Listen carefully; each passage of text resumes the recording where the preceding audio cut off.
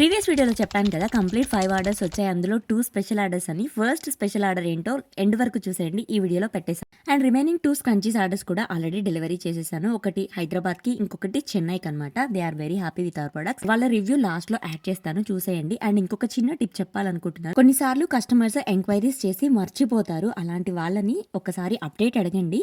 మర్చిపోవడంలో తప్పలేదు కదా. And update అడగడంలో మన తప్పు అస్సలే లేదు. స్మాల్ బిజినెస్ చేసే వాళ్ళకి స్టార్టింగ్ టైంలో ఇవన్నీ కామన్. సో అప్డేట్ అయితే కంపల్సరీ అడగండి. స్పెషల్ ఆర్డర్ అన్నాను కదా, ఎస్ మనం ఫ్యాబ్రిక్స్ కూడా సేల్ చేస్తున్నాము. నేను క్లియర్గా చెప్పాను, మేడం మీరు కావాలనుకుంటే ప్లెయిన్ ఫ్యాబ్రిక్స్ మీ లోకల్ స్టోర్లో వెళ్ళి చెక్ చేసుకొని తీసుకోండి అని చెప్పి. కానీ వరలక్ష్మి గారు అస్సలు వినలేదు.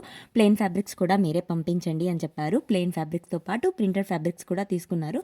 సో ఇది నా ఫస్ట్ ఫ్యాబ్రిక్ సేల్ అనమాట. అందుకని చెప్పి నా తరపున గ్రాటిట్యూడ్తో తనకి ఎలాస్టిక్ కూడా 3 మీటర్స్ ఎలాస్టిక్ అనేది ప్రొవైడ్ చేశాను. సో ఆ స్పెషల్ ఆర్డర్ బాగుందా? Thank you so much Varalakshmi గారు.